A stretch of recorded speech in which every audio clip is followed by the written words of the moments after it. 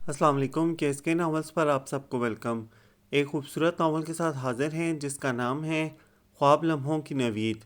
Novel کے writer ہیں رخ چودھری۔ چلیں ناول کی جانب بڑھتے ہیں۔ رباب کی بچی اتنی مرچیں نہ ڈالو، لڑکے والے کہیں مائنڈ ہی نہ کر جائیں۔ سمن نے اسے لڈوؤں میں پسی ہوئی مرچیں بھرتے دیکھ کر ٹوکا، جو بڑی مہارت سے تھال میں بھرے لڈو درمیان سے توڑ کر مرچیں بھر کر اس طرح رکھ رہی تھی کہ کسی کو گمان بھی نہ ہو سکتا تھا کہ ان میں کچھ بھرا گیا ہے۔ ارے کچھ نہیں ہوتا، اشتہار دیکھ دیکھ کر لڑکے خاصے چلاک ہو چکے ہیں۔ سنا نہیں تھا اس روز ماہین اپنی کزن کی شادی کی مہندی کا قصہ سنا رہی تھی کہ لڑکوں نے لڈو چکھے تک نہیں، اور دوسری بات یہ کہ ایسی باتوں کو کوئی مائنڈ نہیں کرتا۔ یہ شرارتیں ہی تو رسموں کو رنگین اور خوبصورت بناتی ہیں۔ بس تم مجھ پر چھوڑ دو، دیکھنا کیسے لڑکے لڈو کھاتے ہیں۔ رباب نے تھال کو خوبصورت انداز میں سجاتے ہوئے کہا، کیوں نہیں، جب لڈو پیش کرنے والی تم ہوگی تو کون کافر لڈو نہیں کھائے گا۔ لڑکے مرچوں سے کیا بے ہوش ہوں گے، تمہارے حسن کے جلووں کی ہی تاب نہ لا پائیں گے۔ قدسیہ بھابھی آگے بڑھیں اور رباب کو بے ساختہ پیار کر لیا تو وہ جھیم گئی۔ اب ایسی بھی بات نہیں بھابھی۔ اچھا خیر، سب لوگ تیار ہیں نا؟ لڑکے والوں کے آج چھکے چھڑا کر بھیجا جائے گا، کیوں ثنا؟ ارے تم فکر ہی نہ کرو، رباب کے چچا کی بیٹی مریم کی شادی تھی اور دلہا والوں کو تنگ کرنے کے سارے پروگرام اسی نے ترتیب دیے تھے۔ آج دلہا والے مہندی لے کر آ رہے تھے اور رباب کے ساتھ مل کر لڑکیوں نے خوب شرارتیں سوچی تھیں، جن میں لڈوؤں میں مرچیں اہم آئٹم تھا۔ رباب ہر کام میں پیش تھی۔ ایک وہی تو اکلوتی کزن تھی، مریم کی سگی بہن نہ ہونے کی کمی پوری کر رہی تھی۔ سبز رنگ کے گوٹا کناری والے شرارے میں وہ شوق سی تتلی لگ رہی تھی۔ رنگین لباس اور شوق میک اپ میں اگر لڑکیاں جچ رہی تھیں تو لڑکے بھی سفید لباس اور پیلے دوپٹے گلے میں ڈالے شوق نظروں کے ساتھ جملے اچھالتے بہت سمارٹ لگ رہے تھے۔ ذرا راستہ دیجیے گا۔ رباب مہندی کے تھال پر موم بتیاں روشن کیے کھڑی تھی۔ لیجیے گا۔ بلال اسی کے انداز میں بولتا مڑا تو کچھ دیر کے لیے اس کے طلسماتی حسن میں کھو سا گیا۔ وہ آگے بڑھ گئی، یار نعمان، تیرے سسرال میں تو بڑے حسن والے لوگ ہیں، ہاں ذرا دل پر قابو رکھنا، مروا نہ دینا۔ ویسے ہم تو اتنے کم نصیب ہیں کہ رشتے کی سالی بھی ایک ہی ہے۔ نعمان نے افسردہ سا ہو کر کہا تو وہ ہنس دیا۔ تبھی نعمان کی بہن آ گئی، وہ ان کے ساتھ سٹیج پر رسم کے لیے آ گئے۔ ذرا جگہ دیجیے پلیز۔ وہی انداز، وہی آواز۔ بلال نے گھوم کر دیکھا، وہی پریوش ہاتھ میں مہندی کا تھال لیے کھڑی کہہ رہی تھی۔ بلال کی آنکھوں میں شوخیاں اتر آئیں۔ او ہو، تو اب آپ کو جگہ چاہیے؟ کتنے گز کا پلاٹ ہونا چاہیے؟ ہم تو پورا علاقہ آپ کے نام۔ فضول باتیں مت کریں، مجھے مہندی کی رسم ادا کرنی ہے۔ لائیے نعمان بھائی ہاتھ دیجیے۔ وہ چڑ گئی، وہ اسے پرے دھکیلتی نعمان کے قریب پہنچ گئی تو وہ بھی نعمان کے قریب گھس کر بیٹھ گیا۔ کبھی جگہ دیجیے، کبھی راستہ دیجیے، کبھی ہاتھ دیجیے۔ یار نعمان، کن منگتوں سے رشتہ جوڑ بیٹھا ہے تو؟ حد ہو گئی یار، جب سے ملاقات ہوئی ہے مانگے چلی جا رہی ہیں۔ وہ اسے چڑھانے کے لیے بولا تو وہ بھی سلگ اٹھی۔ چپ رہیے، آپ کا کوئی تعلق نہیں، بلا وجہ بولے جا رہے ہیں، 3 میں نہ 13 میں۔ اجی 3 اور 13 کا حساب تو رہنے ہی دیں، تعلق بنتے کیا دیر لگتی ہے؟ آپ ہیں کون؟ بلا وجہ رنگ میں بھنگ ڈال رہے ہیں، ہٹیے پیچھے۔ لائیے بھائی ہاتھ دیں، دیر ہو رہی ہے۔ رباب نے خود ہی نعمان کا ہاتھ پکڑ کر مہندی لگانی چاہی تو بلال نے جھٹ اس کے ہاتھ سے نعمان کا ہاتھ چھڑا لیا۔ ارے واہ، خواہ مخواہ میں بلا وجہ ہی لاوارث سمجھ رکھا ہے اس ہاتھ کو۔ خبردار، جو آپ نے اس پر مہندی لگا کر اسے خراب کیا ہو تو۔ مہندی لگانے کا اتنا ہی شوق ہو رہا ہے نا تو لیجیے، ہم قربانی دیتے ہیں اپنے خوبصورت ہاتھ کی، اپنا شوق پورا کیجیے۔ بلال اپنا بڑا سا مردانہ ہاتھ اس کے سامنے پھیلائے اسے گہری نظروں سے دیکھ رہا تھا۔ باقی سب لوگ تماشائی بنے محظوظ ہو رہے تھے۔ ہرگز نہیں، آج نعمان بھائی کی مہندی ہے، ہٹائیے ہاتھ۔ رباب نے اس کا ہاتھ پرے کر کے نعمان کا ہاتھ پکڑا۔ بلال نے پھر نعمان کا ہاتھ پیچھے کر کے اپنا ہاتھ آگے کر دیا تو وہ اسے گھورنے لگی۔ ارے یہ کیا، آپ نظر ہی لگاتی رہیں گی یا مہندی بھی لگائیں گی؟ وہ شوخی سے بولا تو رباب تپ گئی۔ اس نے دان پیستے ہوئے کہا، مہندی تو آپ کو ضرور لگے گی۔ اور پھر رباب نے مٹھی بھر کر مہندی لی اور بلال کے چہرے پر مل دی، اور خود پھرتی سے بھاگ جانے میں کامیاب تو ہو جاتی مگر اس کی نازک کلائی بلال کے ہاتھ کی مضبوط گرفت میں آ چکی تھی۔ اس نے خوفزدہ ہو کر اپنا چہرہ چھپا لیا۔ مہندی کی خوشبو سے سانسوں پر چھا جائیں، ہم آئے تجھ کو لینے نذرانہ دل کا دینے، ہم تیرے ہو جائیں گے یہی ہے لگن، چھوڑیے میرا ہاتھ۔ رباب کی عجیب سی حالت ہو رہی تھی، شرمندگی، خجالت، سب کے دیکھنے کا احساس، شوق جملوں کی تپش۔ آپ نے ہمیں مہندی لگائی، ہم آپ کو لگائیں گے حساب برابر۔ بلال نے اپنے ماتھے پر سے مہندی اتار کر اس کی نازک ہتھیلی پر اپنا نام کا پہلا حرف یعنی بے لکھ دیا تو لڑکوں نے خوب شور مچایا، سیٹیاں بجائیں۔ آپ انتہائی بدتمیز آدمی ہیں، مجھے نہیں معلوم تھا نعمان بھائی دوستوں کے معاملے میں اتنے بدذوق ہیں۔ اس نے غصے سے اس کی گرفت سے ہاتھ آزاد کرایا۔ بالکل درست کہا آپ نے، قسم سے کتنے ملتے جلتے ہیں میرے آپ کے خیالات۔ وہ اس کے خوبصورت گوٹا لگے دوپٹے سے اپنا چہرہ صاف کرنے لگا۔ ارے یہ کیا کر رہے ہیں آپ؟ وہ چیخ کر بولی۔ نظر نہیں آ رہا؟ مہندی صاف کر رہا ہوں، آپ ہی کا کارنامہ ہے۔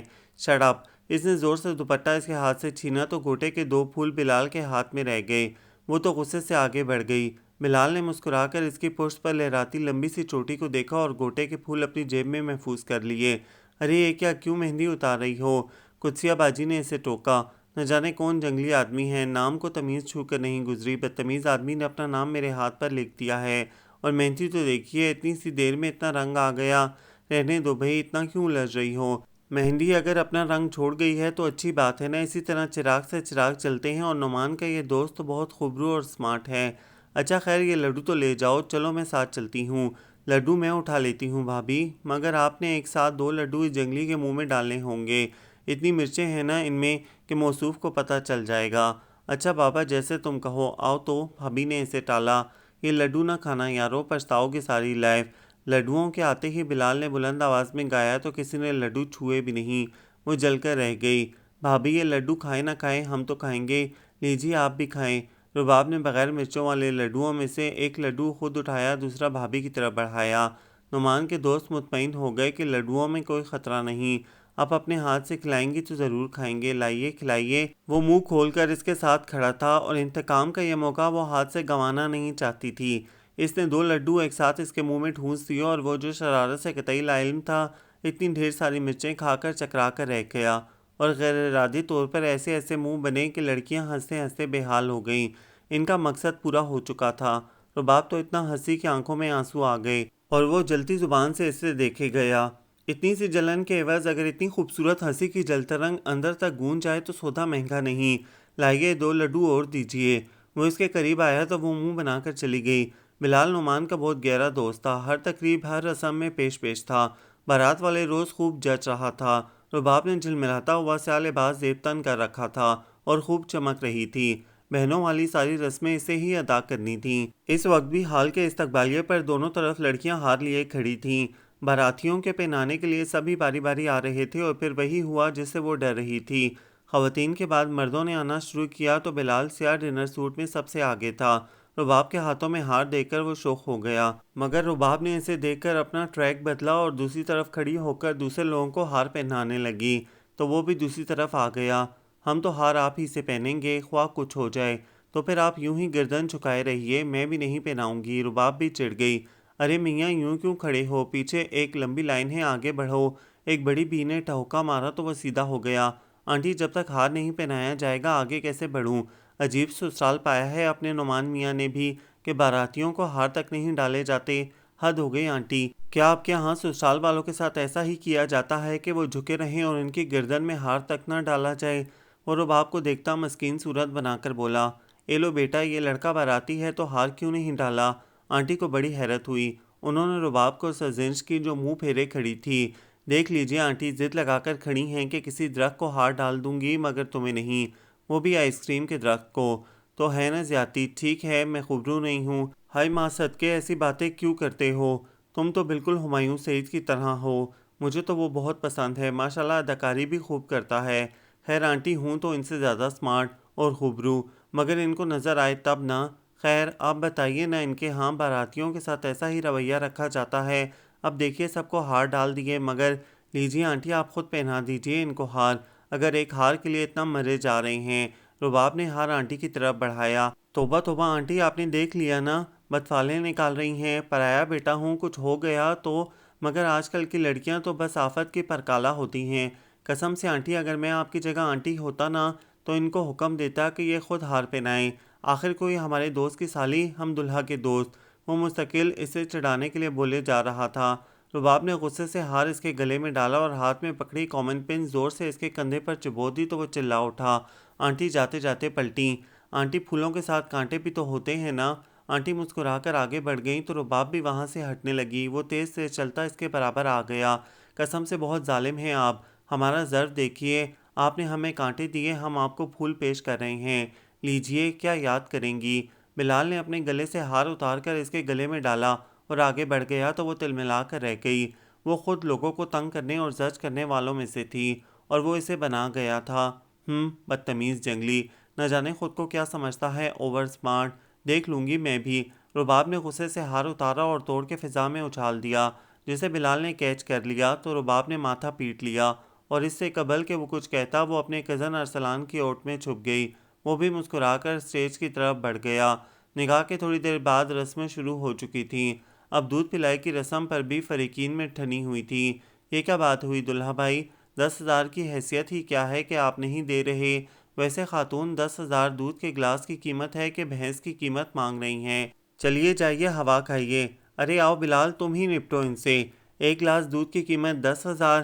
یاسر نے بلال کو آتے دیکھ کر نعمان کے قریب اسے جگہ دی تو اس نے نظر اٹھا کر اسٹیج پر لڑکے اور لڑکیوں کو دیکھا۔ لگتا تھا رنگ و بو کا سیلاب سا امڑ آ رہا ہے۔ وہ بڑا معتبر بن کر بیٹھ گیا۔ تو کیا کہہ رہے تھے تم؟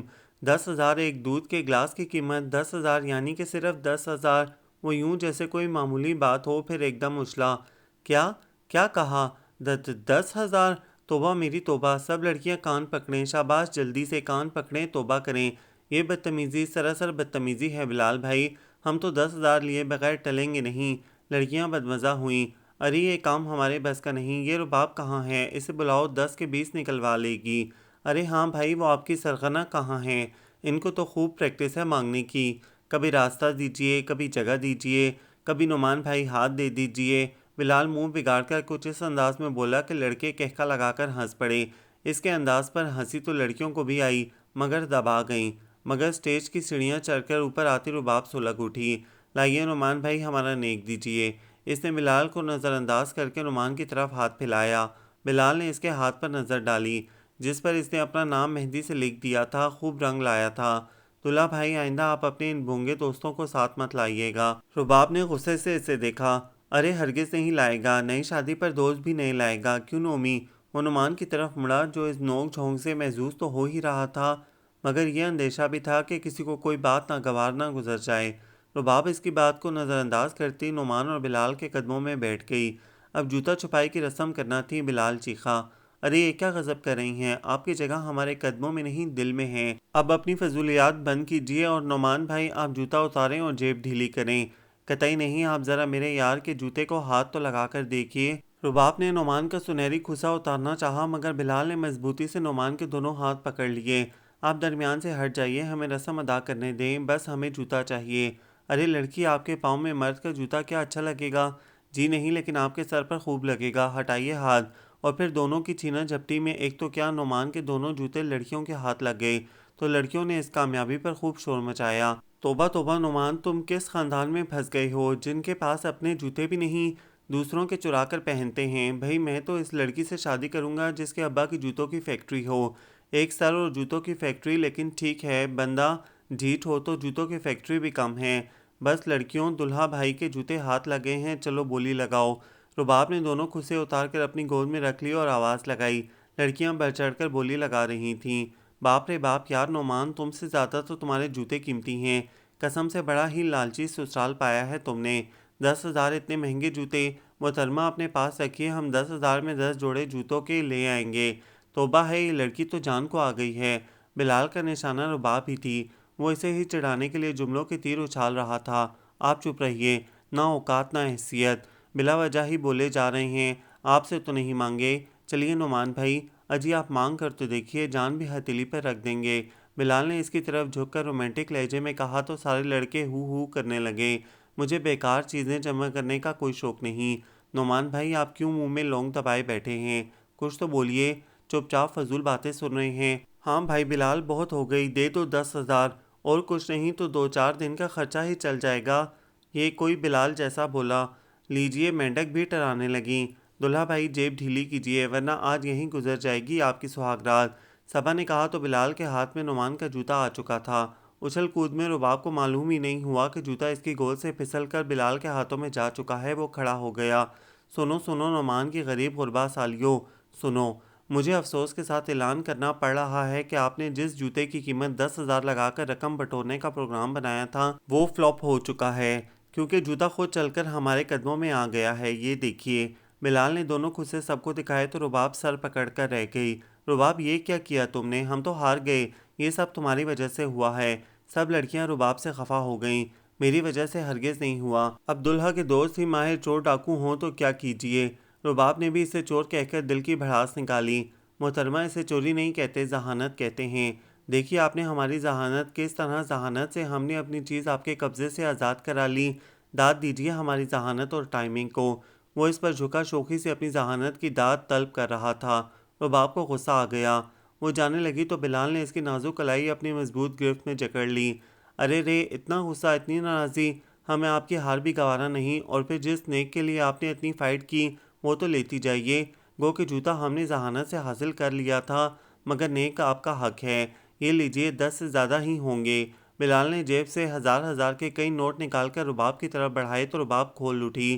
وہ اسے شعلے بار نظروں سے دیکھتی رہی۔ رکھیے انہیں اپنے پاس۔ اس نے سارے نوٹ اس کے منہ پر اچھالے اور اسٹیج سے نیچے اتر آئی۔ کچھ دیر کے لیے بلال بھی سناٹے میں آ گیا۔ ماحول پر خاموشی سی چھا گئی۔ کچھ دیر بعد پھر وہی ہنسی مذاق و شور ہونے لگا، مگر نہ تو رباب سٹیج پر گئی اور نہ ہی بلال کسی بات میں بولا۔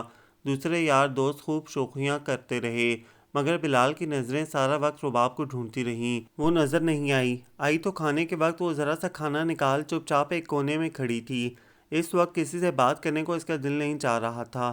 بلال کی نظر پڑی تو وہ اس کے پیچھے آ کھڑا ہوا۔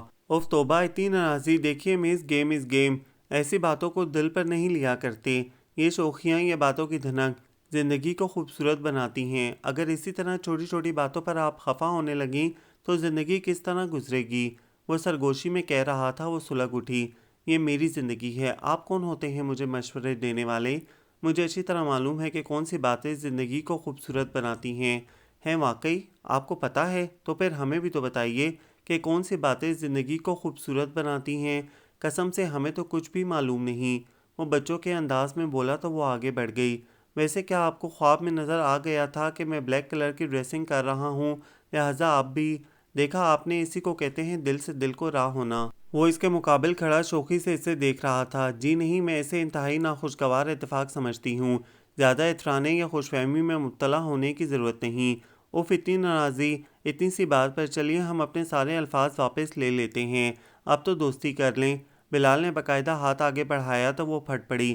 مسٹر فضول، آپ خود کو سمجھتے کیا ہیں؟ آپ اور آپ کی فضول باتیں دیوانے کی بر سے زیادہ حیثیت نہیں رکھتی، سمجھے آپ؟ توبہ ہے، کس قدر لڑاکا لڑکی ہے، سر پکڑ کر روئے گا جس سے شادی ہوگی۔ وہ سر پر ہاتھ رکھ کر بولا۔ یقین رکھیے وہ آپ نہیں ہوں گے۔ وہ غصے سے بولی۔ اجی کسے معلوم، لڑکوں کی قسمت کا کیا پتہ چلتا ہے؟ والدین کہاں پھوڑ دیں، کیا خبر ہم ہی سر پکڑے رو رہے ہوں۔ کہیے آمین ثم آمین۔ وہ آسمان کی طرف دیکھ کر رونی صورت بنا کر بولا، پھر منہ پر ہاتھ پھیرے۔ دیکھیے مسٹر، زیادہ… وہ جیسے اس کو جواب دینے کے لیے پلٹی۔ کیمرے کی روشنی دونوں کو اپنی لپیٹ میں لیتی آواز کے ساتھ بند ہو گئی۔ دونوں کی بڑے اچھے موقع کی تصویر اتاری گئی تھی۔ یہ کس کی بدتمیزی ہے؟ وہ شدید قسم کے غصے سے پلٹ کر دیکھنے لگی۔ کئی لڑکوں اور لڑکیوں کے ہاتھوں میں کیمرے تھے جو شادی کے ان خوبصورت لمحات کو قید کر رہے تھے۔ محترمہ، یہ جس کسی کی یہ بدتمیزی ہے، بڑی خوبصورت بدتمیزی ہے۔ ذرا پتہ لگوائیں کس نے کی تو اسے میں انعام دوں گا۔ وہ مصنوعی غصے کا اظہار کر کے مسکرایا تو وہ منہ بناتی آگے بڑھ گئی۔ اللہ میاں جی، یہ دونوں ستارے ضرور ملا دیجیے گا، ورنہ آپ کا یہ بندہ مر جائے گا۔ بلال نے کوٹ کی اندرونی جیب سے رباب کے دوپٹے کے گوٹے کے پھول نکالے اور آسمان کی طرف دیکھ کر دعا کی۔ شادی کے ہنگامے ختم ہو چکے تھے اور نعمان کی شادی بلال کی زندگی کی بہترین شادی ثابت ہوئی تھی کہ وہ محبت جیسے جذبے سے واقف ہو گیا تھا۔ رباب اپنے تمام تر اکھڑ پن کے ساتھ اس کی پہلی نظر کی محبت ثابت ہوئی تھی۔ وہ شوخ اور کلنڈرا ضرور تھا، مگر لڑکیوں سے بہت اچھی دوستی بھی رہی تھی، مگر ایک جذبہ جسے محبت کہا جاتا تھا وہ اس درد سے آشنا نہیں تھا۔ ستم یہ کہ اسے اس کے بارے میں کوشش کے باوجود کچھ معلوم نہیں ہو سکا تھا، سوائے نام کے۔ نعمان سے تو پھر بات ہی نہ ہو سکی۔ وہ ولیمے کے 2 روز بعد ہی ہنی مون کے لیے اپنے بھائی کے پاس کینیڈا چلا گیا، مگر بلال کو تو کسی پل قرار ہی نہیں تھا۔ اب تو وہ نعمان کے واپس آنے کا منتظر تھا کہ وہ آئے اور رباب کے بارے میں کچھ معلوم ہو سکے۔ چھوڑ یار، زندگی میں اس قسم کے اتفاقات تو ہوتے ہی رہتے ہیں، اور کیا ہر بار بندہ دل ہار دے؟ اور پھر کیا خبر محترمہ انگیجڈ ہوں؟ تیرے منہ میں 7 چولہوں کی خاک۔ خبیث آدمی، شکل اچھی نہیں، بات تو اچھی کر لی ہوتی، تجھے اندازہ ہی نہیں، میں اس کی محبت میں اتنا آگے نکل آیا ہوں کہ واپسی ممکن نہیں۔ وہ بے خودی میں بولتا چلا گیا تو تنویر چلایا، رک جاؤ میاں مجنوں، اگر آپ نے ایک قدم بھی آگے بڑھایا نا تو چنام گہرے کھڈ میں گھس جائیں گے اور واپسی واقعی ناممکن ہو جائے گی۔ تنویر نے اسے پکڑ کر گھسیٹا تو وہ چونک پڑا۔ وہ چلتے چلتے واقعی ایک گہری کھائی کے قریب آ گئے تھے۔ دونوں خدا کا شکر ادا کرتے آ گئے۔ اب کیا ہوا، یہاں کیوں رک گئے ہو؟ بلال گاڑی کو شاپنگ سینٹر کے سامنے دیکھ کر چلایا۔ تمہیں جھومر ٹکٹ دلواؤں گا، گاؤدی شاپنگ کرنی ہے، مجھے کچھ ٹائیاں اور شرٹس خریدنی ہیں۔ اتریے مریے، مجنوں کے نانا اور فرحات کے نواسے، اور یہ جو فٹے منہ بنا رکھا ہے سیدھا کر لیجئے، قسم سے بالکل ایسے ہی لگ رہا ہے جیسے کسی کو منہ چڑھا رہے ہو۔ وہ دیکھ کیسی کیسی پریاں اتاری ہیں اللہ نے زمین پر، دیکھ تو صحیح، اسے بھول جائے گا، خبردار جو اس کے بارے میں ایک لفظ بھی کہا تو۔ ارے دیکھ تو صحیح۔ پھر تنویر نے دونوں ہاتھوں سے پکڑ کر اس کا منہ ایک گفٹ شاپ کی طرف گھمایا تو جیسے بلال کی پلکیں جھپکنا بھول گئی ہوں، کیونکہ شاپ پر رباب ہی تھی، اپنی کسی دوست کے ساتھ کچھ خرید رہی تھی۔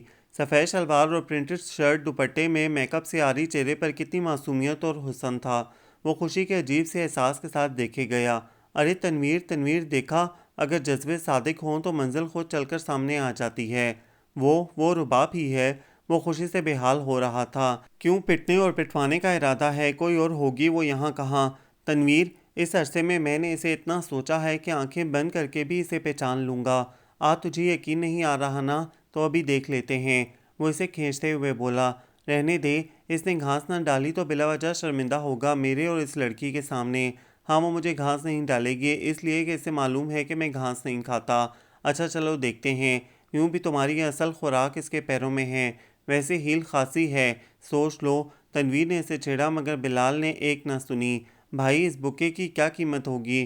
وہ محض رباب کو متوجہ کرنے کے لیے ایک بڑے سے بکے کی طرف بڑھا اور دکاندار سے قیمت پوچھنے لگا، اور اس سے پہلے کہ وہ قیمت بتاتا وہ رباب کی طرف مڑا، چونکنے کی بھرپور ایکٹنگ کرتے ہوئے بولا، او ہیلو مس، السلام علیکم، لگتا ہے آپ کو کہیں دیکھا ہے۔ وہ جو اپنے بیگ سے پیسے نکال رہی تھی چونک کر مڑی تو تھوڑی سی دقت کے بعد وہ اسے پہچان گئی، مگر چونکہ اس سے وابستہ یاد کچھ ایسی خوشگوار نہیں تھی کہ وہ گرم جوشی کا اظہار کرتی، نارمل سے انداز میں اسے دیکھ کر اپنے کام میں مصروف رہی۔ لڑکیوں سے لفٹ لینے یا تعارف حاصل کرنے کا خاصا بوسیدہ طریقہ اپنایا ہے آپ نے مسٹر۔ رباب کی لاتعلقی دیکھ کر کرن نے بلال کو گھورا۔ ارے واہ، خاموش رہیے، ہم لفٹ دینے والوں میں سے ہیں، لینے والوں سے نہیں، اور آپ ہٹیے، مجھے یاد کرنے دیجئے، میں نے ان کو کہاں اور کب دیکھا ہے۔ وہ آنکھیں بند کر کے کنبٹی پر انگلی مارتا ہوا سوچنے اور یاد کرنے کی ایکٹنگ کرنے لگا۔ او یاد آ گیا، وہ خوش ہو کر اتنے زور سے چلایا کہ رباب کا والیٹ اس کے ہاتھ سے گر گیا۔ نعمان اور مریم کی شادی میں تو ملاقات ہوئی تھی۔ ملاقات کیا، جنگ ہوئی تھی، آپ اس وقت جوتا چور ہوا کرتی تھیں، اور وہ بھی مردوں کے جوتے، اور آپ نے تو دلہا کے جوتے چرا لیے تھے اور ہم نے اپنی ذہانت سے حاصل کر لیے تھے۔ آیا یاد آپ کو کچھ کہ نہیں؟ وہ اسے چڑھانے والے انداز میں بولے جا رہا تھا۔ رباب، تم موصوف کو جانتی ہو کہ یہ بلا وجہ اسمارٹ بن کر تعارف حاصل کر رہے ہیں۔ کرن نے رباب کو دیکھا۔ ارے واہ، خواہ مخواہ میں اسمارٹ، اجی ہم ہیں ہی اسمارٹ اور خبرو، بتائیے اپنی دوست کو کہ ہماری وہاں کتنی اچھی کتنی خوبصورت لڑائیاں ہوئی ہیں اور اس کی نشانیاں بھی ہیں ہمارے پاس۔ ہاں بھائی، بدقسمتی سے مریم کی شادی میں ان سے ملاقات ہوئی تھی، رباب نے اکتائے ہوئے انداز میں کہا۔ Oh thank you, thank you, اب لگے ہاتھوں فون نمبر بتا دیجئے، اور کچھ نہیں تو بندہ روز فون کر کے خیر خیریت ہی پوچھ لے گا۔ وہ جیب سے نوٹ بک نکالے پین دانتوں میں دبائے منتظر تھا۔ آپ ضرورت سے زیادہ فضول آدمی ہیں، بلا وجہ ہی لفٹ لینے کی فضول کوشش وہاں بھی کرتے رہے اور یہاں بھی، لیکن شاید آپ کو معلوم نہیں، اس قسم کے فضول لوگ مجھے قطعی پسند نہیں، جو زندگی کو یوں چٹکیوں میں اڑاتے ہوں۔ ذرا سی ملاقات کو آپ کیا سمجھ رہے ہیں، ہٹیے پیچھے ہیں واقعی، اور محترمہ آپ یہ کھری کھری کس کو سنا رہی ہیں، اور آپ ہیں کیا کہ میں آپ سے لفٹ مانگوں گا؟ لڑکیاں خود ہم سے لفٹ لینے کے چکروں میں رہتی ہیں، اور اتنی ڈھیروں باتیں سنانے کی ضرورت کیا تھی؟ صاف کہہ دیا ہوتا، غریب لوگ ہیں، گھر میں فون نہیں لگا، وہ لڑاکا انداز میں بولے گیا تو رباب نے گھور کر اس سے دیکھا، گفٹ پیک اٹھایا اور آگے قدم بڑھا دیے۔ چلو کرن، وہ مزید بات کرنا نہیں چاہتی تھی۔ ارے واہ، کرن نہ ہوئی پٹاخہ ہو گئیں۔ چلو کرن، دوستی کی ہے تو نبھائیے بھی، ٹھیک ہے غریب لوگ ہیں، فون نہیں لگا، کمپیوٹر تو ہوگا نا، چلیے اب اتنا اصرار کر رہی ہیں تو ای میل ایڈریس ہی دے دیجئے۔ ایک تو وہ سیاہ جینز اور میرون ہائی نیک میں بہت سمارٹ لگ رہا تھا، اور دوسرے بڑی دھون سے الٹی سیدھی باتیں کر رہا تھا، مگر لگ اچھا رہا تھا۔ کرن تو دلچسپی سے دیکھ رہی تھی جبکہ رباب کو شدید تاؤ آ رہا تھا۔ ویسے مسٹر، آپ خاصی پٹنے والی حرکتیں کر رہے ہیں، خاصی بد دماغ ہے یہ بھی۔ اجی یہ بھی کوئی بتانے والی بات ہے، ان کے تو ماتھے پر لکھا ہے یہ کتنی بد دماغ ہیں۔ ویسے خاتون، آپ تو خاصی انسان سی لگتی ہیں، مگر دوستی کے معاملے میں خاصی بدذوق سی ہیں۔ میں تو ایسی کھولتی ابلتی بیزار سی دوستی قطعی افورڈ نہیں کر سکتا۔ وہ دونوں گاڑی میں سامان رکھ رہی تھیں جبکہ تنویر قدرے دور کھڑا سب دیکھ رہا تھا۔ رباب ڈرائیونگ سیٹ پر بیٹھ کر سٹارٹ کرنے لگی تو وہ پریشان سا ہو گیا۔ یہ اتفاقی ملاقات ختم ہو رہی تھی، وہ بھوکلا سا گیا۔ اس نے کتنی دعائیں کی تھیں ایسے کسی ملاقات کے لیے، آئندہ ملاقات کب اور کہاں ہوگی؟ وہ کھڑکی میں جھکا پوچھ رہا تھا۔ جہنم میں، اس کی برداشت جواب دے گئی۔ وہ ہنس دیا۔ اچھا تو پھر ملاقات مشکل ہے کیونکہ ہمارا ویزا تو اللہ کے فضل و کرم سے جنت کا ہوگا، اس لیے خدا حافظ۔ وہ ہاتھ رکھے کھڑا ہی تھا کہ رباب نے تیزی سے گاڑی آگے بڑھا دی اور وہ اس گاڑی کی اڑتی دھول دیکھتا رہا کہ کوئی اتا پتہ بھی نہ مل سکا۔ وہ افسردہ سا وہیں کھڑا تھا۔ ارے صاحب، وہ بی چلی گئیں؟ دکاندار ان سے پوچھ رہا تھا۔ ہاں یار، اسی لیے تو رو رہے ہیں کہ چلی گئیں۔ ویسے آپ کو کیا کام تھا؟ بلال نے 15-16 لڑکے کو گھورا۔ مجھے کیا کام ہوگا جی، وہ ان کا والیٹ گرا تھا تو ان کا کارڈ کاؤنٹر کے نیچے چلا گیا تھا۔ جب میں کسی کام سے جھکا تو نکلا، یہ دیکھیے انہی کی تصویر ہے نا۔ لڑکے نے رباب کا آئی ڈی کارڈ اس کی طرف بڑھایا تو وہ اچھل پڑا۔ وہ ایسے خوش ہوا گویا قارون کا خزانہ مل گیا ہو۔ اس نے اس کے ہاتھ سے گویا کارڈ جھپٹ لیا۔ ارے یہ تو بہت اچھا ہوا یہ مل گیا۔ بیچاری اتنی پریشان ہو رہی تھی، دیکھا نہیں کتنی دیر تک مجھے ہدایت کرتی رہیں کہ بلال صاحب پلیز میرا آئی ڈی کارڈ مل جائے تو پہنچا دیجیے گا، لاؤ۔ وہ تیزی سے بولا تو لڑکا اسے عجیب سی نظروں سے دیکھتا آگے بڑھ گیا تو تنویر اسے گھورنے لگا۔ شرم تو نہیں آئی اتنا بڑا جھوٹ بولتے ہوئے؟ اگر وہ یہ کہہ دیتا کہ میں آپ کی درگت بنتے دیکھ چکا ہوں تو بہت پرانا محاورہ ہے، محبت اور جنگ میں سب جائز ہے، اب چلو۔ ویسے رباب تم کچھ بھی کہو، بندہ ہے بڑا زبردست ہینڈسم، اور بات کرنے کا سٹائل کتنا اچھا اور بے تکلفانہ سا ہے۔ سنو، اگر وہ سنجیدہ ہے تو انکار مت کرنا۔ کرن کی بات پر رباب کتاب بند کر کے کھڑی ہو گئی۔ کیا مطلب ہے تمہارا؟ میں اس جوکر سے شادی کروں گی؟ تم یہ جانتے ہوئے بھی کہ میں کس طرح کے لوگوں کو پسند کرتی ہوں ایسا مشورہ دے رہی ہو؟ مجھے اس قسم کے لاابالغ کلنڈرے مرد قطعی پسند نہیں، اور شادی کا قصہ میں تمہیں سنا ہی چکی ہوں۔ رباب بلال کی حرکتوں کی وجہ سے خاصی بددل ہو چکی تھی۔ ہاں جانتی ہوں، تمہیں دادا نانا قسم کے بزرگ پسند ہیں، سڑیل روح، اتنا ہینڈسم۔ یہ تم اس کی اتنی وکالت کیوں کر رہی ہو؟ جمشید کو بتا دوں گی تو خوب پوچھے گا۔ ارے بس رہنے دو، ہمارے ارمان تو دل کے دل میں ہی رہ گئے، چاہے کوئی کتنا ہی پسند کیوں نہ آئے۔ آپ کو شادی اپنے ہی خاندان میں کرنی ہے، خواہ جمشید جیسا خپتی پروفیسر ہی کیوں نہ ہو۔ میں اگر خاندانی روایات کے ہاتھوں مجبور نہ ہوتی تو اس جیسے بندے ہی سے شادی کرتی، چٹکلے سنتے زندگی گزر جاتی۔ مگر چھوڑو، کل ڈاکٹر شاہد کا لیکچر ہے، ڈونٹ مس اٹ۔ توبہ کرو، ان کا لیکچر مس کر کے مرنا ہے۔ اچھا اب چلوں گی، امی پریشان ہو رہی ہوں گی۔ اچھا خدا حافظ۔ وہ بیگ شانے پر لٹکا کر اتر گئی۔ یار آج کل موسم کتنا خوبصورت اور عاشقانہ سا ہو رہا ہے نا کہ خواہ مخواہ ہی کسی روٹھے کو منانے کو دل چاہ رہا ہو، ہے نا؟ وہ کھڑکی کے قریب کھڑا کتنی دیر سے رباب کے بارے میں سوچے جا رہا تھا، پھر شدت سے اس کا دل اسے دیکھنے کو چاہنے لگا۔ تو جاؤ اپنے روٹھے یار کو مناؤ، مجھے تو لگ رہی ہے ٹھنڈ میں سو رہا ہوں۔ تنویر نے کمبل کی اچھی طرح بکل ماری اور بیڈ پر سے اٹھ کر آتش دان کے قریب پڑی ایزی چیئر پر آن بیٹھا تو وہ سلگ اٹھا۔ تو تم نہیں جاؤ گے؟ وہ کمر پر ہاتھ باندھ کر اس کے سر پر سوار تھا۔ نہیں نہیں، قطعی نہیں۔ یار عجیب آدمی ہو، عشق تم فرما رہے ہو، میں کس حساب میں سزا بھگتوں؟ تنویر نے ٹکڑا توڑ جواب دیا۔ آپ انتہائی خود غرض، ذلیل اور گھٹیا آدمی ہیں، اور کمینوں کی تو اپر کلاس سے تعلق ہے آپ کا، اپنی بھول گئے؟ ارے گھٹیا آدمی، تمہاری خاطر تو میں نے اس لڑکی کے تھپڑ بھی کھا لیے تھے بھئی، یہ تمہاری بھوک کا تقاضا تھا، اس وقت تم بہت بھوکے تھے اور کچھ نہ ملا تو تھپڑ کھا لیے، اور یوں بھی نازنینوں کے تھپڑ جوتے تو آپ کی مرغوب غذا ہیں۔ بکو مت، جگرا ہونا چاہیے دوست پر مر مٹنے کا۔ جا رہا ہوں میں، اچھا خدا حافظ۔ سنو، یہ میرا موبائل لیتے جاؤ، جس ہاسپٹل میں جاؤ گے وہاں سے فون کر دینا، ہمیں کفن دفن کے انتظامات بھی تو کرنے ہوں گے نا۔ تیرے منہ میں خاک۔ بلال آگے بڑھا اور ایش ٹرے تنویر کے منہ پر الٹ دی۔ وہ اسے کوستا گالیاں دیتا باتھ روم میں گھسا تو وہ اس کی بائک کی چابی لے کر بھاگ گیا۔ یہ واجد صاحب کا گھر ہے نا؟ وہ گیٹ پر کھڑا چوکیدار سے پوچھ رہا تھا۔ جی صاحب، آپ کون ہیں؟ آپ کا نام؟ چوکیدار ضروری معلومات حاصل کر رہا تھا۔ کون ہے کرمداد؟ بیگم واجد ہاتھ میں تسبیح لیے گلاب کے کنج کے عقب سے ظاہر ہوئیں۔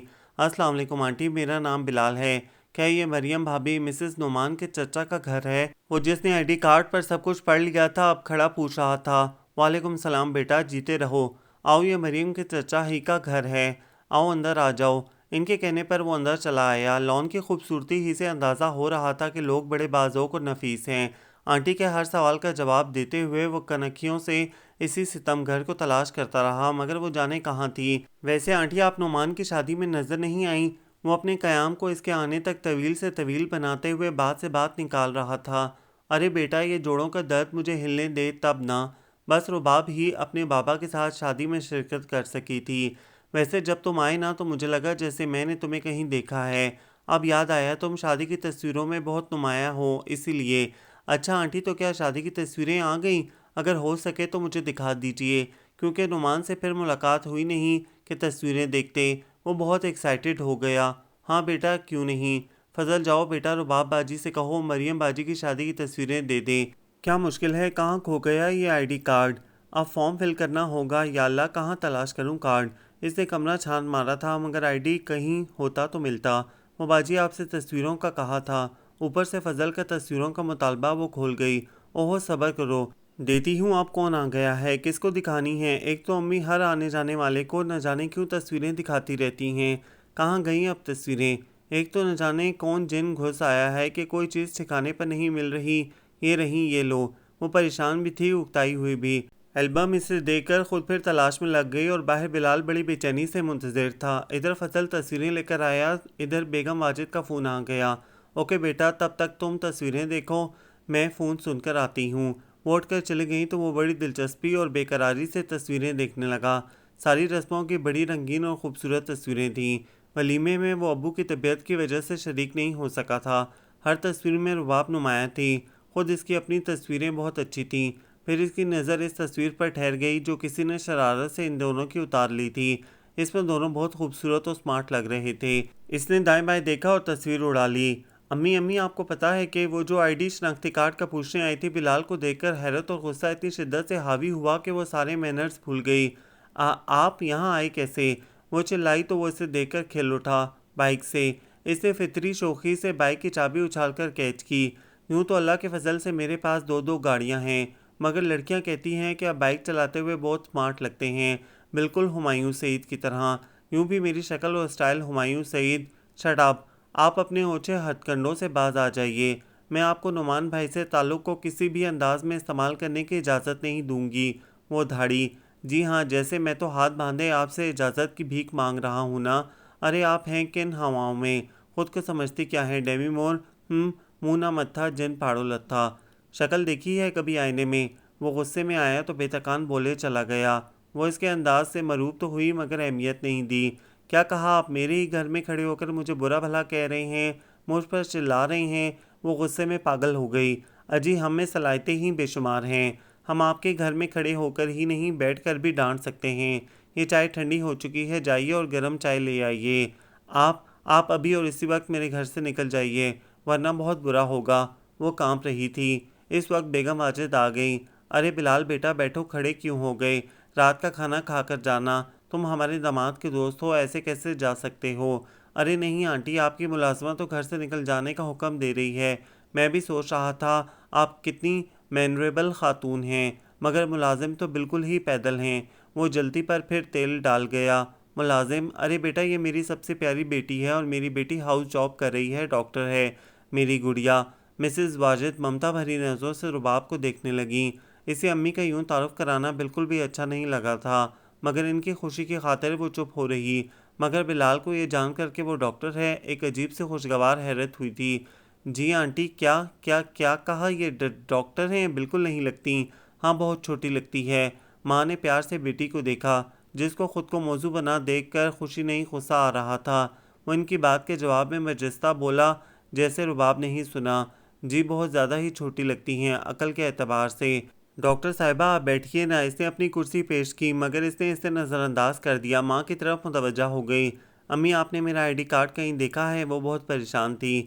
میں نے دیکھا ہے میرا مطلب ہے کارڈ بھی کوئی دیکھنے کی چیز ہے، یہ تو سنبھال کے رکھنے کی چیز ہے۔ بے ساختہ ہی بلال کے منہ سے نکل گیا تو رباب نے کھا جانے والی نظروں سے اسے گھورا۔ اس نے آنکھیں ٹیڑھی کر کے بڑی عجیب شکل بنائی کہ غصے کے باوجود رباب کو ہنسی آ گئی، مگر ضبط کر گئی۔ ہاں بیٹا، کارڈ تو سنبھال کے رکھنے کی چیز ہے، اندر ہی کہیں ہوگا، الماری میں دیکھنا تھا۔ امی، میں نے کوئی کونا نہیں چھوڑا مگر کارڈ نہیں ملا۔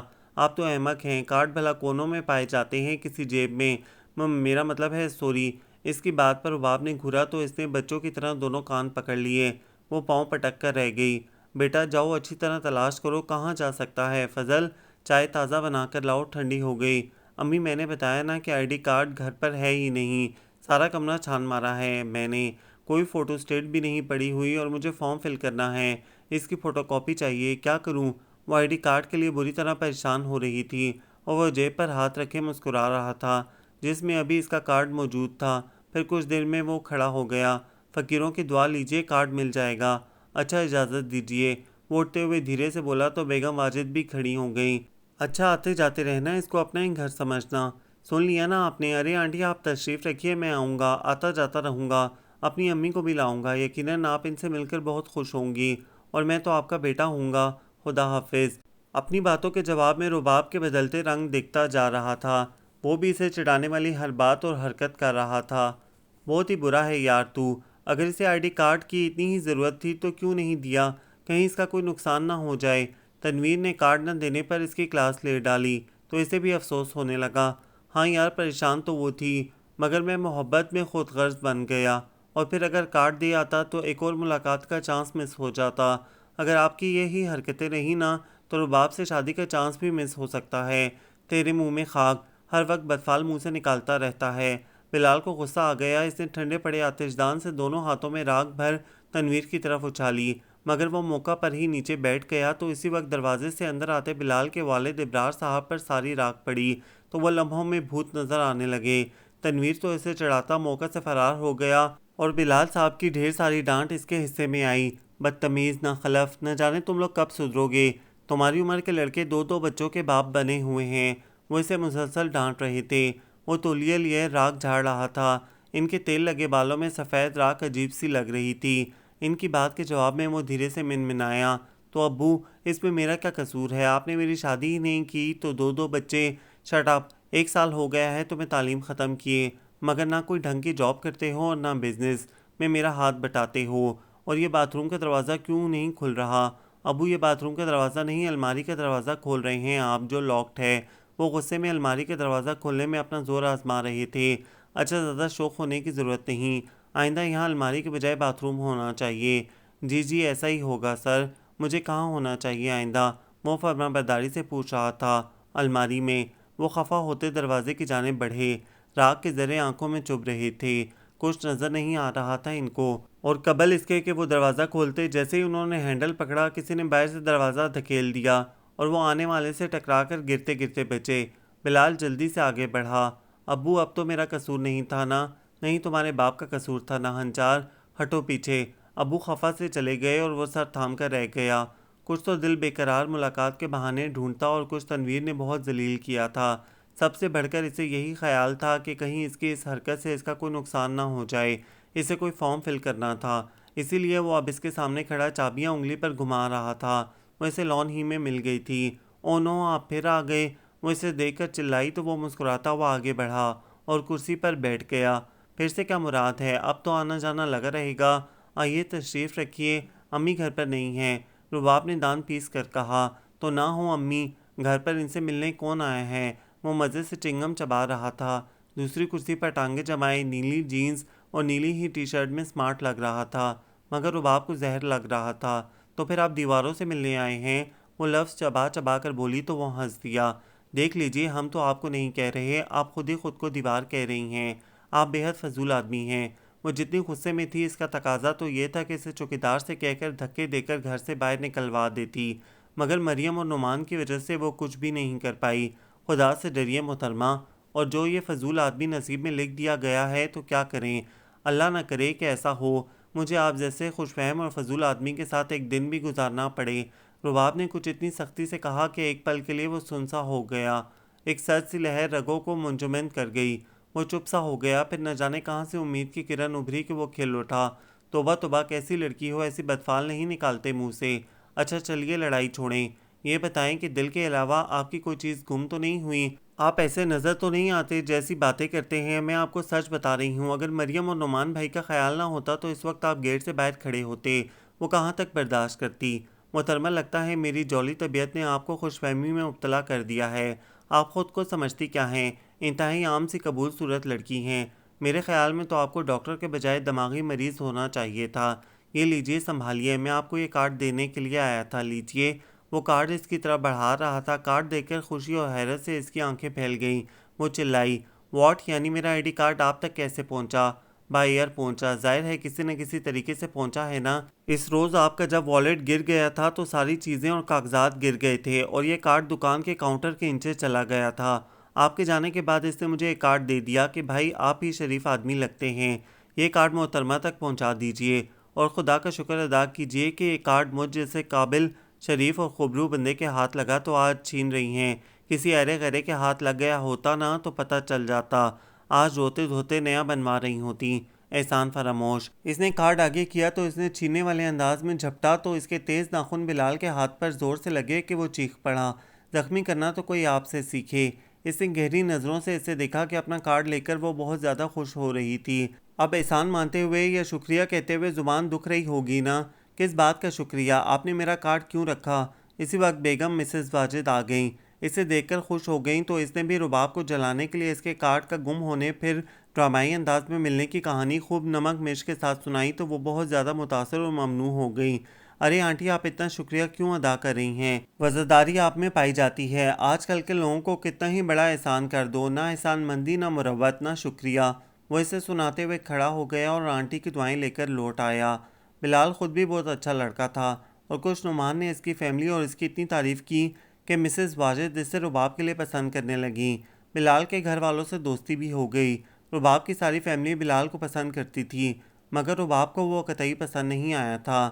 ٹین ایجر حرکتیں کرنے والے نان سیریس قسم کے مرد اسے ناپسند تھے، اور بلال سے تو اس کی نوک جھونک پہلی ملاقات ہی سے چل رہی تھی۔ دونوں کے خاندان آپس میں رشتہ جوڑنا چاہتے تھے، مگر رباب کی ہاؤس جاب کی تکمیل تک دونوں نے کوئی بات نہیں کی تھی۔ البتہ رباب محسوس کر رہی تھی کہ گھر میں بلال کی پسندیدگی کا گراف بہت ہائی ہو رہا ہے۔ اس کے خیال میں مرد کو بہت حقیقت پسند اور مضبوط ہونا چاہیے۔ افسانوی فلمی ہیروز کی طرح زندگی کو مذاق نہیں سمجھنا چاہیے۔ آخر آپ دوستی کیوں نہیں کر لیتی؟ اس روز بلال کے والد واجد صاحب ان کے یہاں ملنے آئے تو وہ بھی آ گیا، اور جب بزرگ باتیں کرنے لگے تو وہ چپکے سے لان میں آ گیا جہاں رباب ٹہل رہی تھی۔ ڈوبتے سورج کی روشنی میں وہ بہت اچھی لگ رہی تھی۔ اس کی بات پر غصے سے گھومی۔ واٹ؟ آپ حواسوں میں تو ہیں؟ میں آپ سے دوستی کروں گی؟ امپاسبل۔ اس نے بہت حقارت اور نفرت سے کہا تو وہ سر پکڑ کر گھاس پر بیٹھ گیا۔ کچھ دیر اسے دیکھتا رہا جو چلتی ہوئی اس سے دور ہو گئی تھی۔ وہ اٹھا اور ایک دم اچھل کر اس کے سامنے آ گیا۔ توبہ ہے، یہ لڑکیاں بھی کتنی خوش فہم ہوتی ہیں۔ ڈاکٹر صاحبہ، میں کوئی خود سے دوستی کرنے کو تھوڑی کہہ رہا ہوں۔ اس نے بات بدلی تو وہ اسے گھورنے لگی۔ اچھا تو پھر دیواروں سے دوستی کرنے کو کہہ رہے ہیں؟ وہ غصے سے اندر کی طرف مڑی۔ میرا مطلب ہے آپ زندگی سے دوستی کیجئے، ان تتلیوں سے، ان پھولوں سے جو زندگی کو بہت خوبصورت اور خوشگوار بناتے ہیں۔ اس طرح یوں جلنے اور جلانے سے کیا فائدہ؟ زندگی سے پیار کیجئے۔ اس طرح آپ اپنا اور دوسروں کا نقصان کر رہی ہیں۔ دیکھیے بلال، میں نے آپ کو اپنی برداشت سے زیادہ برداشت کر لیا ہے، اب نہیں۔ مجھے آپ جیسے غیر سنجیدہ مرد قطعی پسند نہیں، سمجھے آپ کیا جانیں زندگی کیا چیز ہے؟ زندگی ہر وقت ہنسی مذاق میں گزارنے کا نام نہیں۔ وہ سیریس ہو گئی۔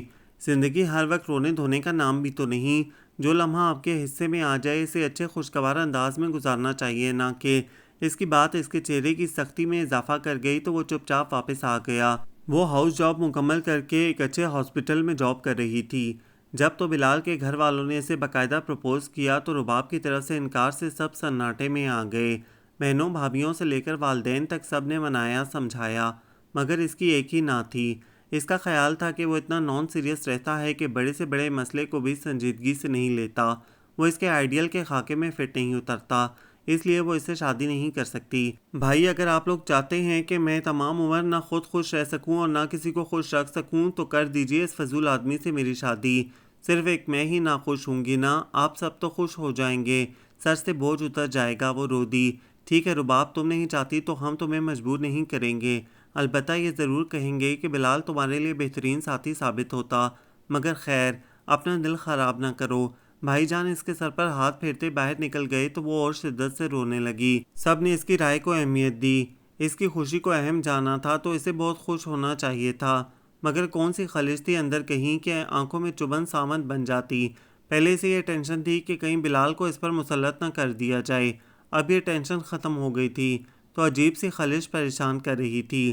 وہ عجیب دوراہے پر خود کو محسوس کر رہی تھی، اور وہ جس نے اسے بڑے ارمانوں سے چاہا تھا، وہ جو اسے دیکھتے ہی دل ہار بیٹھا تھا، وہ جو زندگی کے کسی امتحان میں فیل نہیں ہوا تھا، اس ناکامی نے اسے توڑ کر رکھ دیا۔ اسے ٹھکرائے جانے کی کوئی ٹھوس وجہ ہوتی تو شاید دل بے قرار کو قرار آ ہی جاتا، مگر اس نے تو الزام ہی بے بنیاد لگایا تھا۔ تم کیا جانو رباب، میں زندگی کو کیا سمجھتا ہوں، کس طرح لیتا ہوں۔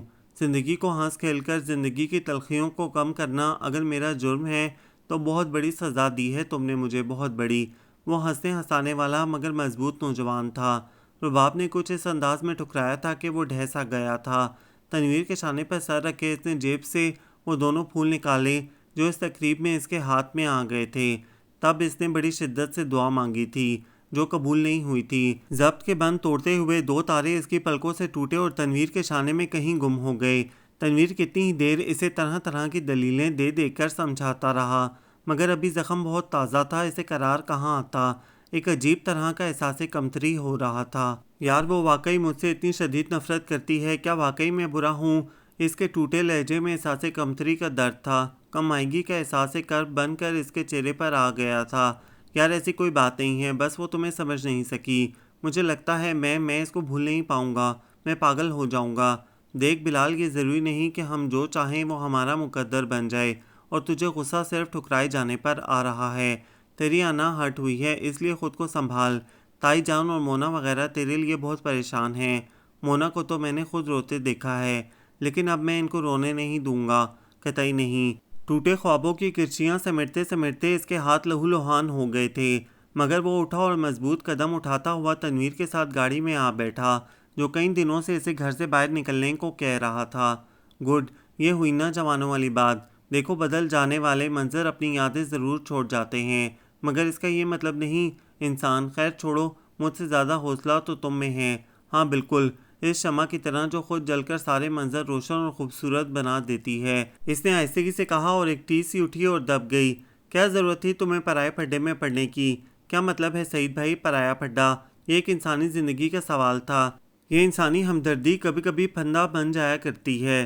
تمہیں معلوم ہے یہ ایکسیڈنٹ اتفاقیہ حادثہ نہیں تھا، بلکہ دشمنی کی بنا پر کیا گیا دانستہ ایکسیڈنٹ تھا۔ اب اس کیس میں تمہارا نام بھی آئے گا، تھانے کچہری کے چکر لگانے پڑیں گے۔ تمہارے سامنے پوری زندگی پڑی ہے، خدا نہ خواستہ کوئی الٹا سیدھا الزام لگ گیا تو لگ جانے دیجیے الزام۔ تیار ہوں میں تھانے کچہری کے چکر لگانے کے لیے۔ یعنی کہ حد ہو گئی، انسانی ہمدردی تو ختم ہو کر رہ گئی۔ روڈ پر ہونے والے اس ہولناک حادثے کو ساری دنیا نے دیکھا، مگر کسی میں یہ انسانی ہمدردی نہیں جاگی۔ سب نے بے حسی سے حادثے کو تماشے کی طرح دیکھا اور آگے نکل گئے، اور آپ اسے گاڑی میں بھر کر ہاسپٹل لے آئے، اب بھگتنا۔ یہی تو وجہ ہے سعید بھائی، آپ کے پولیس والوں نے نیکی کو بھی عذاب بنا دیا ہے۔ آپ لوگوں کی وجہ سے دوسرے لوگ بھی بے حس ہو گئے ہیں، لیکن یہ بات نہیں کہ انسانیت ختم ہو گئی یا بے حسی اس حد تک بڑھ گئی ہے کہ کوئی مرتے کو پانی نہ پلائے۔ لیکن ان کو پتہ ہے جو بھی زخمی کو لے کر جائے گا پولیس والے اسے ہی قاتل قرار دے دیں گے، اور ذرا سی نیکی ان کے لیے عذاب بن جائے گی۔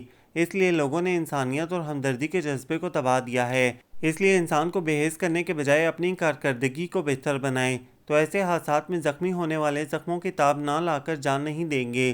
وہ جوش اور غصے میں کچھ زیادہ ہی بلند آواز میں بول گیا۔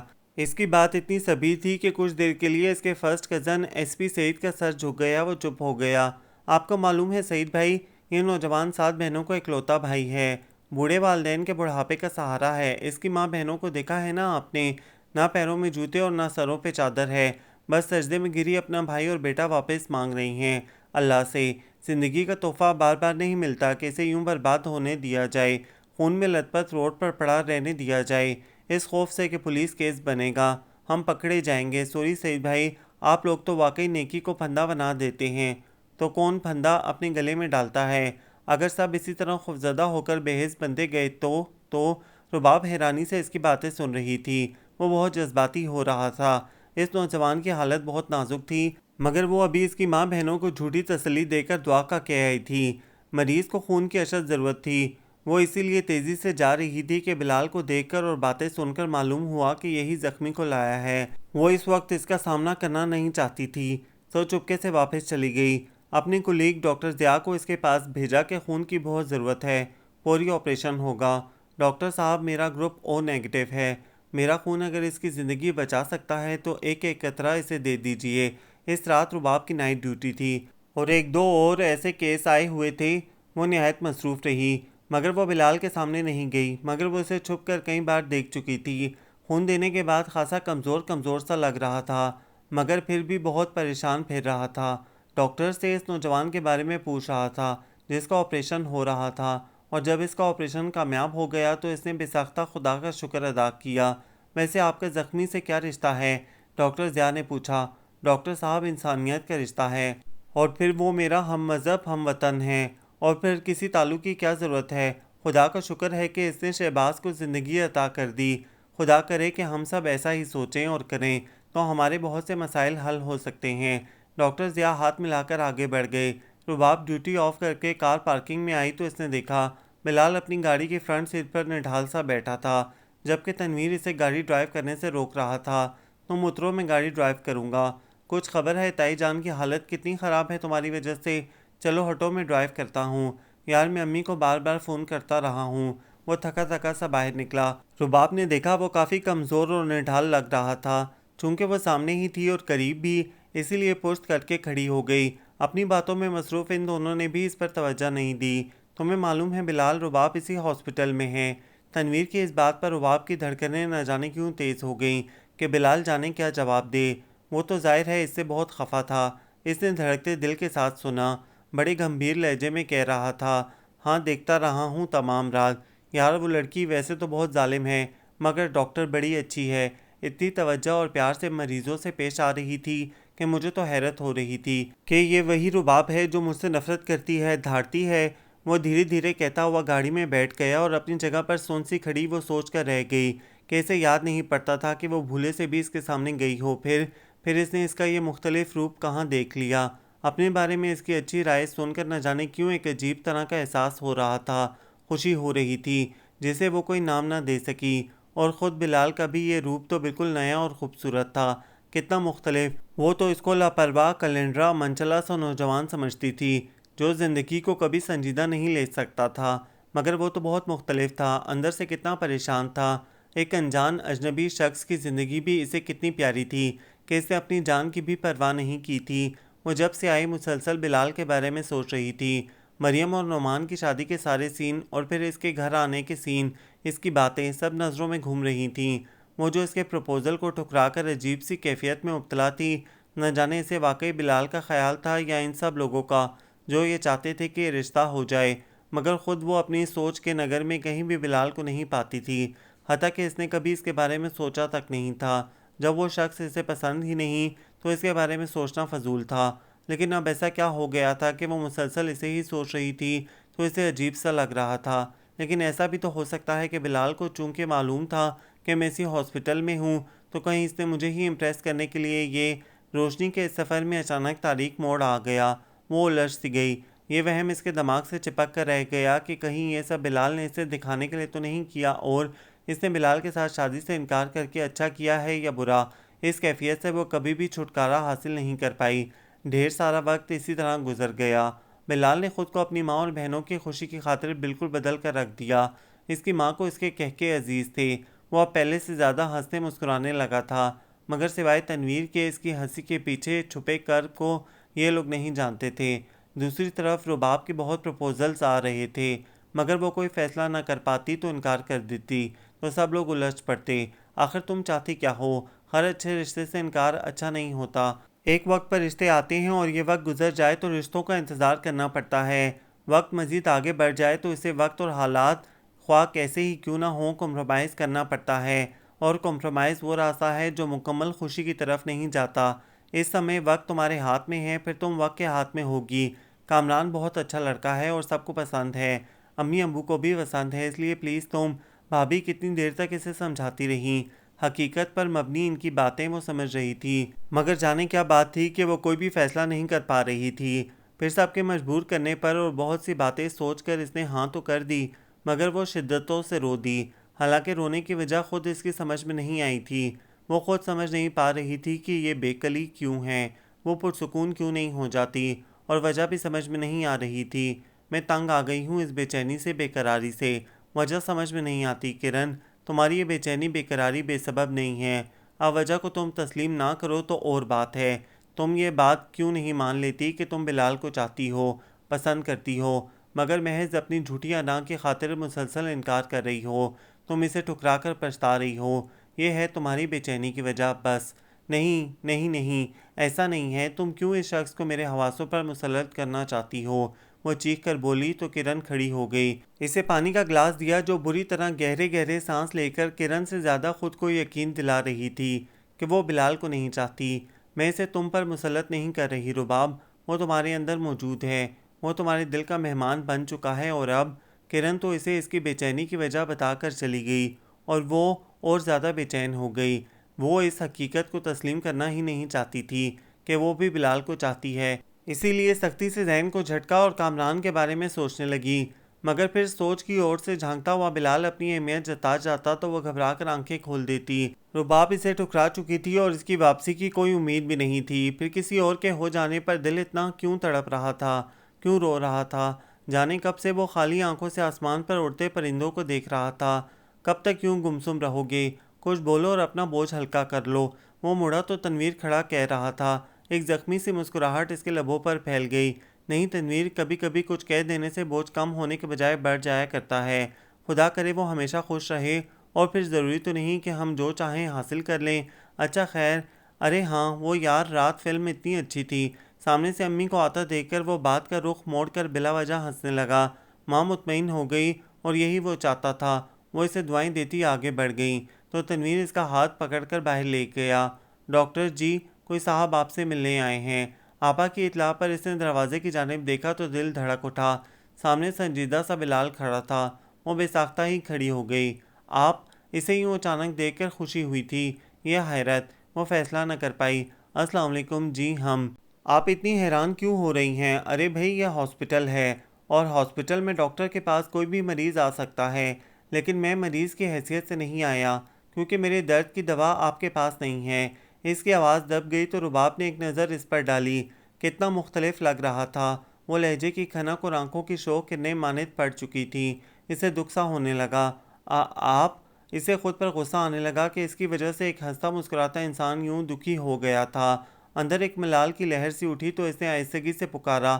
نہ جانے وہ کیا کہنے جا رہی تھی کہ وہ درمیان میں بولا، جی جانتا ہوں فضول آدمی ہوں، شکر کیجئے مجھ جیسے فضول آدمی سے شادی نہیں ہو رہی، ورنہ تمام عمر خیر۔ وہ رک کر اس کو دیکھنے لگا، کتنی عزیز تھی یہ اکھڑ لڑکی اسے۔ ارے بھائی، پریشان کیوں ہو رہی ہیں آپ؟ میں تو آپ کو خوشخبری دینے آیا ہوں کہ میں ملک سے باہر جا رہا ہوں، اس نے اچانک کہا تو رباب کا دل زور سے دھڑکا۔ اچھا پھر؟ اس نے خود پر قابو پاتے ہوئے دھیرے سے کہا اور باہر دیکھنے لگی۔ اس کی اس بے نیازی پر وہ بھڑ سا گیا، لیکن اس کے اندر کی کیفیت کو وہ سمجھ نہ سکا۔ پھر یہ کہ زندگی کا کوئی بھروسہ تو ہوتا نہیں، اس لیے سوچا جاتے جاتے آپ کی امانت آپ کو لوٹاتا جاؤں۔ امانت؟ کیسی امانت؟ وہ جو ہر بات سے بے خبر تھی چونک کر اسے دیکھنے لگی۔ جی امانت ہی تو ہے۔ شوخی میں جانے کیوں آپ کے آنچل سے 2 پھول چرائے تھے، اور اللہ تعالیٰ سے دعا کی تھی کہ کسی خوبصورت موقع پر آپ کو پیش کروں گا، مگر جب خدا ہی نہ چاہے تو میں کیا کر سکتا ہوں؟ بے بس سا بندہ ہوں، یہ لیجئے، ہو سکے تو کامران صاحب کو دے دیجئے کہ آپ کے آنچل پر دوبارہ سے یہ ستارے ٹانگ دیں۔ اس گمبھیر لہجے میں اس کے الفاظ اس کے دل میں ترازو ہوتے گئے۔ اس نے آنکھوں میں اترتی دھند میں اس کے چوڑے ہاتھ پر گھوٹے کے 2 پھول دیکھے تو اسے وہ وقت یاد آ گیا۔ رسم کے دوران جب اس کے ہاتھ میں آنچل آ گیا تھا تو پھول اس کے آنچل سے نکل کر اس کے ہاتھ میں رہ گئے تھے۔ اسے کتنا غصہ آیا تھا، اور آج اس یاد نے درد بھر دیا تھا دل میں۔ ایسے کیا دیکھ رہی ہیں؟ ہم اتنے بھی برے اور فضول نہیں تھے جتنا آپ نے جانا سمجھا۔ چلیں پھر، کہا سنا معاف کر دیجیے گا، خدا حافظ۔ وہ لہجے کو قابو کرتے ہوئے تیزی سے باہر نکل گیا۔ وہ بھی مردانگی کا بھرم کھونا نہیں چاہتا تھا، مگر وہ تو ساکت نظروں سے ہلتے پردے کی لہروں میں ڈولتی ہوئی اپنے ہاتھ پر اس کے ہاتھ کا لمس محسوس کر رہی تھی، جس کو پکڑ کر اس نے پھول اس کے ہاتھ پر رکھے تھے۔ اور پھر آنکھوں میں اترتی دھند اتنی گہری ہو گئی کہ سب کچھ گڑبڑ ہو گیا اور نہ چاہتے ہوئے بھی وہ شدتوں سے رو دی۔ اس کے جانے کا دکھ تھا یا ہمیشہ کے لیے زندگی سے نکل جانے کا، یا صرف اس کے ہٹ ہونے کا ملال آنسو بن گیا تھا؟ کیا وجہ تھی کہ وہ یوں اس کے لیے رو رہی تھی؟ اس کی سمجھ میں نہیں آ رہا تھا کہ جب وہ اسے چاہتی ہی نہیں تھی تو اس کے زندگی میں رہنے یا نکل جانے سے کیا فرق پڑتا تھا۔ مان لو کہ تمہیں بلال سے محبت ہے۔ کرن کا ایک بار کہا ہوا یہ جملہ ایک بار پھر سماعتوں سے ٹکرایا تو وہ چیخ اٹھی، ہاں ہاں محبت ہے مجھے بلال سے، شاید اس محبت سے زیادہ جو وہ مجھ سے کرتا رہا ہے۔ ہاں مجھے اس سے محبت ہے۔ آج تنہائی میں اس نے خود سے اس حقیقت کا اعتراف کر لیا تو جیسے پرسکون ہو گئی۔ اسے لگا جیسے اس کی تلاش کو منزل مل گئی ہو، اس کی بے قراری کو بے وجہ کا قرار آ گیا تھا۔ اس رات جبکہ مری کا موسم بہت سرد تھا، بارش نے ٹھنڈ میں مزید اضافہ کر دیا تھا۔ آتش دان کے قریب بیٹھ کر صرف بلال کو سوچنا کتنا اچھا لگ رہا تھا۔ اس سے وابستہ وہ یادیں جو کوفت کا باعث تھیں، آج ان کو سوچنا کتنا اچھا لگ رہا تھا۔ لیجیے میں نے اس پر اپنا نام لکھ دیا ہے، اب یہ ہاتھ کسی اور کا ہو ہی نہیں سکتا۔ بلال کی شوق سرگوشی پر اس نے اپنے دائیں ہاتھ کو دیکھا جس پر بلال نے مہندی سے بے لکھ دیا تھا۔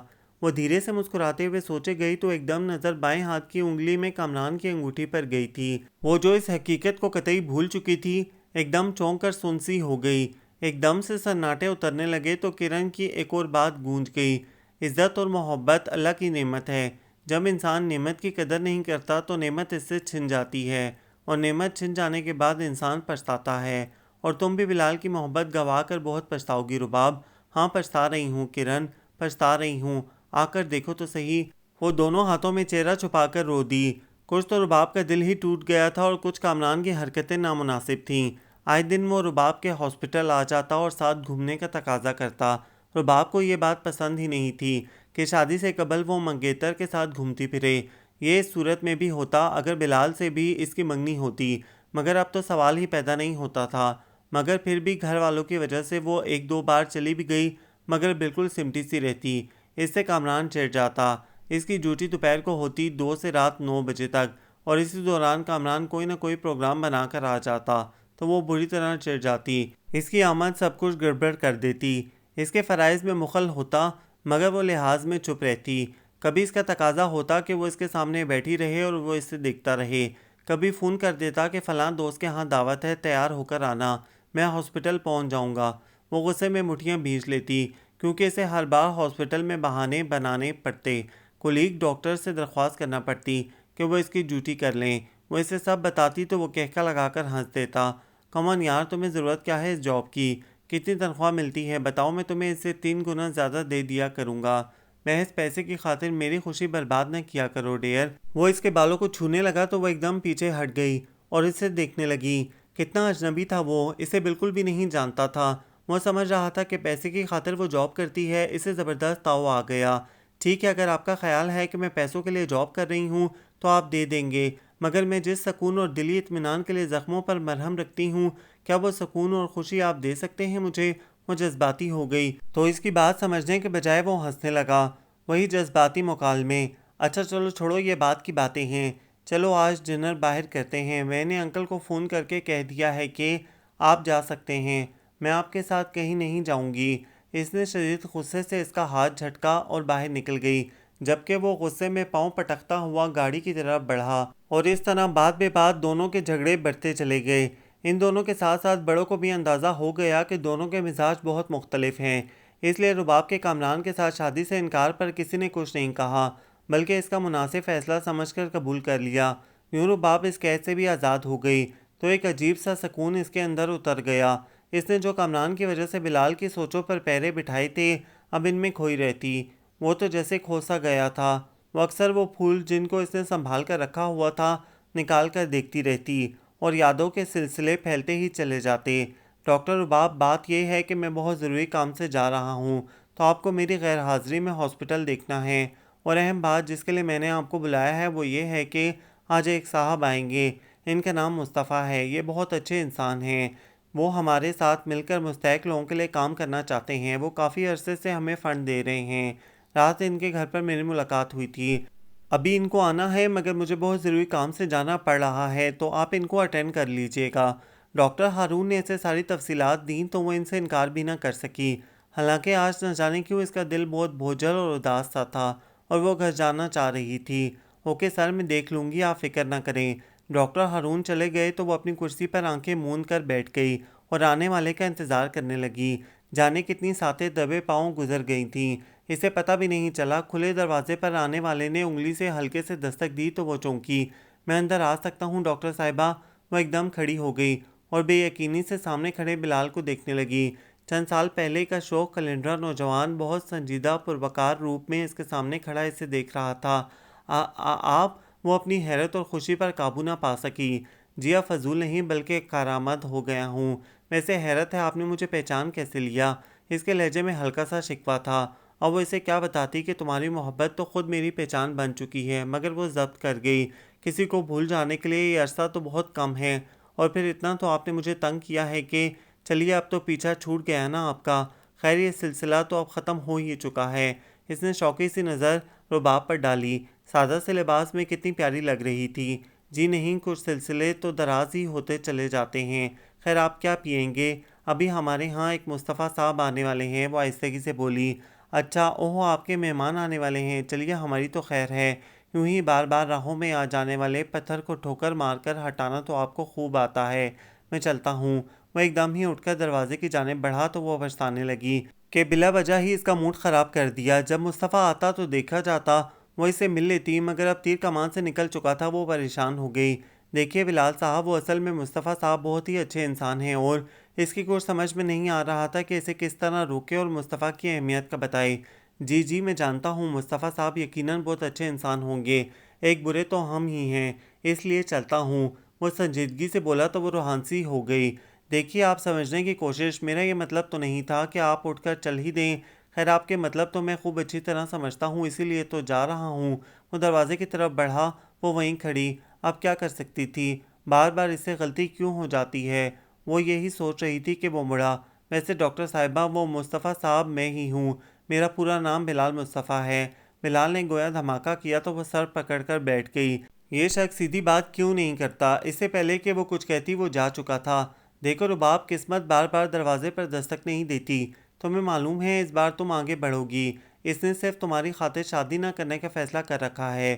کرن کو اس نے بتایا تو وہ کافی دیر تک اسے سمجھاتی رہی اور وہ دھڑکتے دل کے ساتھ سنتی رہی۔ بلال کا آنا جانا شروع ہو گیا تھا۔ وہ بہت لگن سے کام کر رہا تھا۔ ڈاکٹر ہارون تو اس سے بہت متاثر تھے۔ اس روز کرن نے پلاننگ کے تحت دونوں کو اپنے گھر بلایا۔ بلال آیا تو ڈاکٹر ہارون موجود نہیں تھے۔ وہ رباب کے پاس آ گیا۔ آپ سمجھتی ہوں گی کہ یہ شخص تو مسلط ہو کر رہ گیا۔ وہ ڈاکٹر ہارون، آپ ہر بات خود سے کیوں طے کر لیتے ہیں؟ اور یوں بھی اچھا ہی ہوا آپ آ گئے۔ میرے پاس آپ کی ایک امانت رکھی ہے، لے جائیے۔ پھر اس نے اپنے بیگ سے وہی 2 پھول نکالے اور اس کی طرف بڑھائے تو وہ چونک کر اسے دیکھنے لگا۔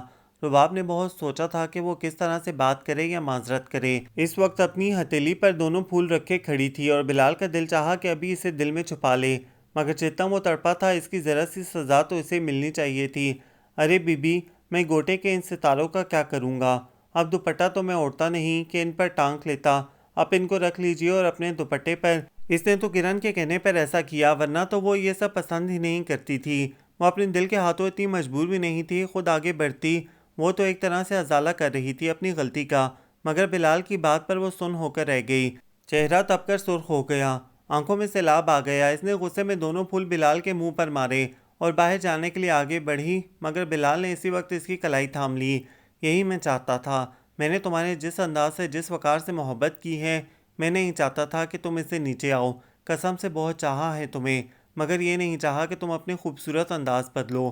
محترمہ، شاید یہ بات آپ کے لیے خوشی کا باعث ہو کہ کرن اور تنویر نے مجھ سے رابطہ رکھا اور مجھے ہر بات کا علم ہے۔ وہ اور بہت کچھ کہہ رہا تھا اور اسے غصہ آ رہا تھا۔ جھوٹ بولتی ہے کرن۔ اس نے ہاتھ چھڑانا چاہا مگر اس کی گرفت مضبوط تھی۔ کتنا اچھا اور خوبصورت جھوٹ ہے کہ نثار ہونے کو دل چاہتا ہے۔ دیکھا آپ نے، جذبے صادق ہوں، دعاؤں میں شدت ہو تو اللہ تعالیٰ ستارے ضرور ملا دیتا ہے۔ بلال نے ستارے اس کے ہاتھ پر دوبارہ رکھے اور جیب سے انگوٹھی نکال کر اسے پہنا دی تو وہ اسے دیکھنے لگی۔ محترمہ، دونوں طرف کی مشترکہ اجازت کے بعد یہ قدم اٹھا رہا ہوں اور آپ کی رضامندی کی اب ہمیں ضرورت نہیں، کیونکہ یہ تو ہمیں معلوم ہو گیا ہے کہ محترمہ ہم پر مرتی ہیں۔ ارے آپ کیا ڈھیروں لڑکیاں مرتی ہیں۔ وہ اپنے پرانے رنگ میں لوٹ آیا۔ زیادہ اترائیے مت۔ اس کے چہرے پر کئی رنگ بکھر گئے۔ چلیے نہیں اتراتے، سہاگ کی مہندی میں تو وقت لگے گا، پہلے تو عید کی مہندی لگائیے، کہا تھا نا کہ اب یہ ہاتھ کسی اور کا ہو ہی نہیں سکتا، عید مبارک۔ بلال نے پھر مہندی سے اس کے ہاتھ پر اپنا نام لکھ دیا تو حیا کے سارے رنگ اس کے چہرے پر پھیل گئے۔ یہ ناول آپ سب کو کیسا لگا؟ کمنٹس میں اپنی رائے ضرور دیں، ہمیں انتظار رہے گا۔ ہمارے چینل کو لائک کریں، شیئر کریں، سبسکرائب کریں۔